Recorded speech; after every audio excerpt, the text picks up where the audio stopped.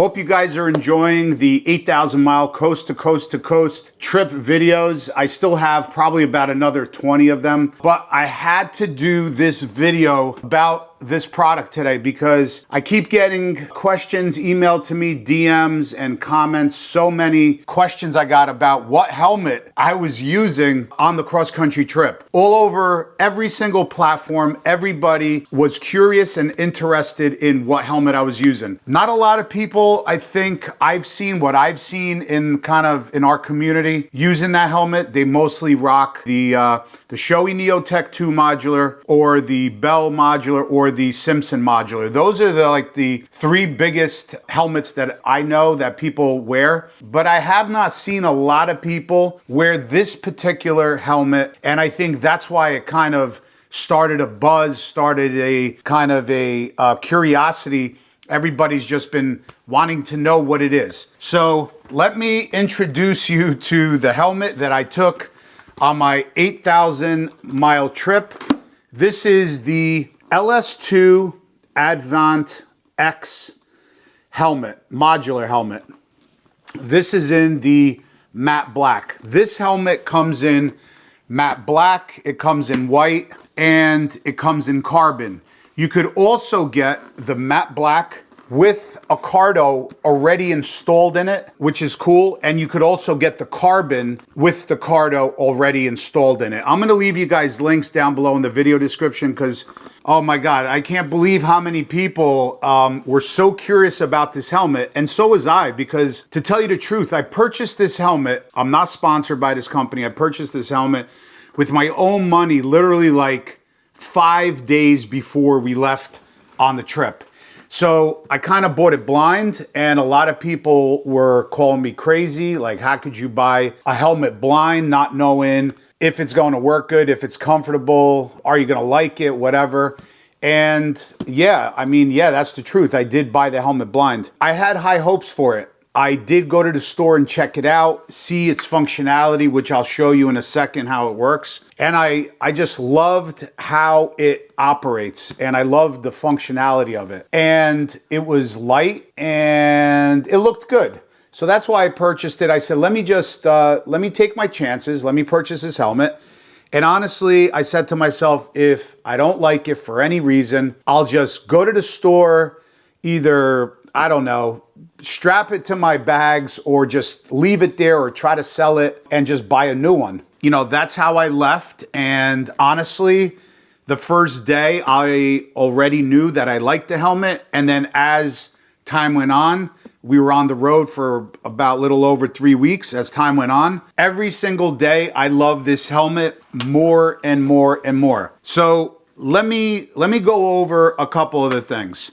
First of all, this helmet is fairly light. Having it on my head, I didn't feel any strain on my neck. I didn't feel like the weight of the helmet. So it's definitely for a modular, it feels light. Second thing is, it's very, very comfortable. I did have a problem. I was getting like headaches right here in the front, but that was due to a big pimple right in the front of my forehead when we left. And then it was just, with the helmet being on, I was just getting a headache, but that had nothing to do with the helmet. Then when that pimple went away after a couple of days, the helmet was fine. It was just super comfortable. Another thing is the helmet is very, very quiet. So and I'll show you guys the operation in a second, whether you have it up or especially when you have it down in this locked position, the helmet is very quiet. So that's another thing I liked. Helmet comes with a bunch of air vents, which are, where are they? Right there's one. You can see it opening and closing. Then you got another big one right there. And then you have another one in the back. The ventilation on this helmet, where is it? Right there. The ventilation on this helmet is exceptional, actually. To whereas when you have this all the way closed, if you open all the vents, you could actually hear the wind rushing in. You could feel the wind kind of go around your head and cool your head off. So I do like that. I did ride a couple days in the pouring rain with it all the way closed like this. With the vents, I had the vents closed No rain entered the helmet, which is super important because on my last helmet in the pouring rain, rain was actually coming into the helmet, and I didn't like that. So no water came into the helmet, no water infiltration on the helmet. So other than, I mean, yeah, it's a little bit, I guess, wide. I want to say bulbous, maybe, if you want to kind of make a description for the helmet. I actually like the look, especially with whether it's like this, especially when the chin piece is all the way pulled back. I actually like the look. I think the helmet looks very, very good, but the functionality of this helmet is amazing. So let's go over that, because that's really what I want to talk to you guys about. So as you guys know, all right, well, let me preface this by saying I wore this helmet almost 8,000 miles over a 3-week period. And me and Sandy had the Bell Modular on, and Danny had the Simpson Modular on. I have never worn a Simpson Modular, so I really can't talk too much about that helmet. I did wear Sandy's Bell helmet for about 50 miles or so, something like that. So I kind of can make the comparison of the two. The reason why I'm going to add the Simpson helmet in there is because a lot of the Bell and the Simpson have the functionality are kind of the same, whereas this one is totally different, absolutely totally different. So this is what I'm talking about. This is in the full face position. You got the clear visor. If I normally typically ran it like this when it was raining hard, or we left early in the morning, 6 a.m., and we left out of Jackson Hole, Wyoming, Montana, Oregon, a lot of places in the high desert plateaus, stuff like that. It was like literally 38, 39, 40 degrees. No joke. During the day, some places it was over 110. So when it was raining, when it was cold, this is how I operated the helmet. Also in the morning, when it's dark out and cold, I had this down and I had the clear visor closed like that. I didn't opt in for a tinted visor because I'll tell you guys in a second, this is how I wore it for when it was, like I said, nighttime, cold, and so I have visibility during the nighttime or early morning operation of the motorcycle. So when it got warmer out, I would take this and watch how this operates. This is amazing. Look at this. It goes all the way back, right? And this goes up. So now, if it was hot, I would crank this up and back. And then what I would do is, if it was still dark out, I would just close that. Now, the Bell and the Simpson cannot do that. They cannot, because once you put on the Bell and on the Simpson, once you put this up, right, like that, the windshield stays with the chin portion of the helmet. And it only goes up to about there, but it sticks up a lot further up. And then what happens is, what I noticed, this is not a knock on either of those two companies. They make some fantastic helmets. I'm just telling you the God's honest truth about how I felt with this helmet and how it was different to the Bell. That's why I'm telling you now, I'm sticking with this helmet. As far as a modular, I will be using this helmet kind of forever unless they come out with something even better than this because of the functionality. So when you raise this thing on the Bell and on the Simpson, and I tried it on Sandy's Bell, what happens is that front, the chin strap, the chin portion of the helmet goes up like this. What happens is, if you have, like I had the 12-inch Sport Flare Clockworks windshield, which works great. It threw that air up and over my helmet. But what I tried was popping my head above the windshield or standing up on my rear pegs, standing up on the bike. You can't do that, because if you're doing about 70, 80 miles an hour, because of the way the Bell and the Simpson are designed, it only goes up to there.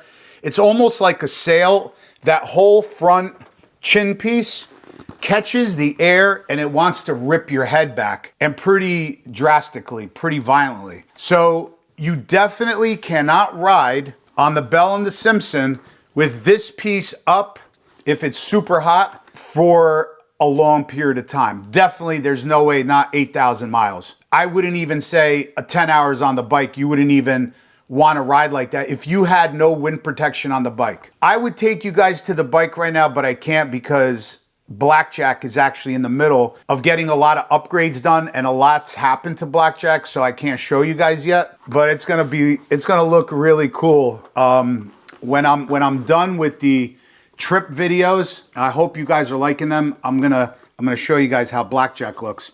But if you guys have no wind protection on the bike, there's no way you could rock this in the upright position on neither of those two helmets, the Bell or the Simpson. But again, I'm gonna say this again so I don't get any comments down below. The helmets, they make fantastic helmets. It's just, how is this one different from theirs? And my opinions. So with this one, you could put that all the way back like that. And even with this up, if it's during the day, then you could put down the visor. Hopefully you guys could see that. I just dropped down the tinted visor. So that's the thing with this one. In this position, it is so aerodynamic that because it goes all the way back, there's nothing that catches the wind, and you don't feel like it wants to kind of rip your neck back every single time you're out in the air, or if you don't have a tall windshield, or if you just want to stand up on the bike, or if you have no windshield at all. This is the way to go. It feels so well balanced. Even when you put this in the back position, it doesn't change the CG. When I'm talking about CG, that means center of gravity. It still feels just as balanced as it is with the chin portion of the helmet in the forward position or in the lock position to this position. It just feels the same. It feels like nothing has changed on the helmet.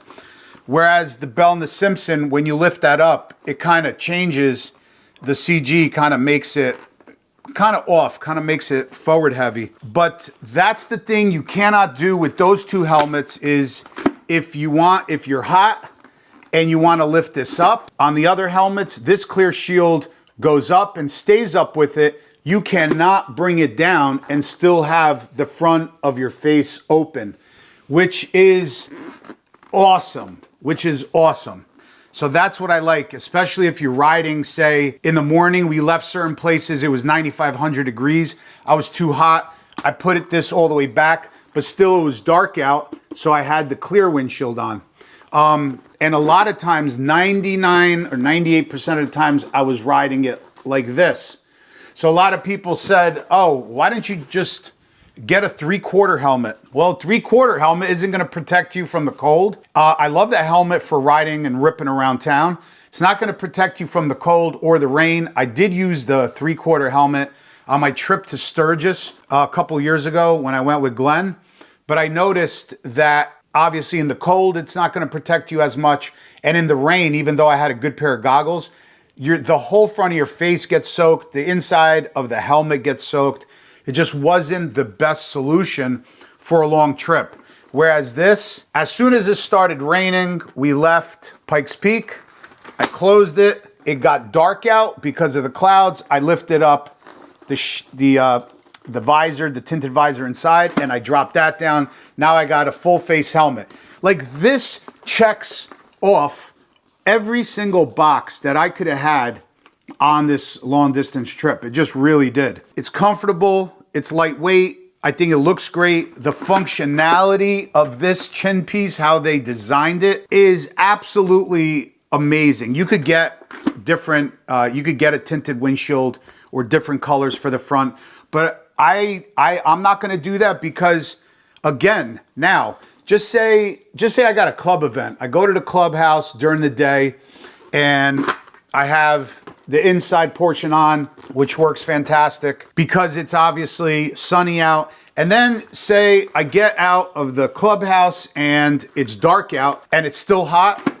That's it. I'm good to go. And I'm not looking for a pair of sunglasses. I don't need clear glasses. I don't need tinted glasses. This helmet does it all. You can obviously, you know, lift this up and wear a pair of sunglasses with it if you want, but the tinted inside visor works exceptionally well, and it also comes almost down and touches your nose, whereas the other two, it doesn't come up all the way down, and kind of you see it, or I do, I kind of see the bottom of the visor, this portion right here, kind of makes a line across my vision. I don't care for that too much. If you're gonna ask me, what don't I like about this helmet? I'm only gonna say, I only have one thing bad to say about this helmet, and I'll tell you. On the Bell helmet, on the inside tinted visor, they actually made like a L bend on the plastic to where it makes the visor, the inside tinted visor, the retractable visor, it makes it kind of sturdy so it doesn't flex. That's the only thing I realize on this one. They obviously didn't do that. And if you see now, you see how it's kind of moving.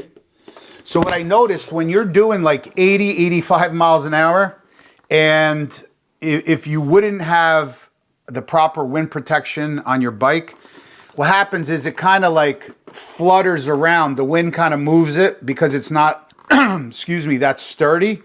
So what happens is it messes with your vision. It messes with the focus on your eyes, but very minimal, and you kind of get used to it. I'll tell you the truth. So, but the pros outweigh the one con on this helmet because it is just so versatile. It's so, it just works so well in every situation you have, whether you're getting protection in every situation, whether it's hot, cold, raining, day, night. You want to lift it, put it down. You want to lift it up. There's just so many ways you could wear this helmet. That's why I like this so much. And honestly, I most of the time I come back from a trip with a helmet and I sell it or I get rid of it. I'm not getting rid of this one, but I will tell you, I'm actually, I'm going to be getting rid of this one and getting the carbon with the Cardo. That's on its way already. So again, I'm going to have links for you guys down in the video description so you guys could check out these helmets. Comes in white, matte black, and carbon. You could get the matte black and the carbon with the Cardo already. And I'm going to get the carbon. The carbon looks really, really badass. I'll put up a picture on the screen right here so you guys could take a look at it. But if there's anything I forgot, or if you guys have any other questions, please feel free to ask me down in the comment section below. But this is a damn keeper, man. I love this helmet. Also, Sandy wore this helmet when we switched, and he loves it, and he's also getting one. His is coming the same time mine is coming. He also has one coming with the Cardo. So we'll be able to give you guys more feedback, more insight on how the Cardo systems work in this helmet. And I'll show you guys the carbon one when I get it. But I'm telling you, it's a keeper. I'm always going to be rocking the LS2 on long trips. And I think it's fantastic. So definitely check it out. Let me know what you guys think. And I appreciate you guys watching. We'll see you guys on the next one. The next video I have coming out on the trip is us actually, I think, entering South Dakota. So I hope you enjoy the trip videos. We'll see you guys later. Peace out.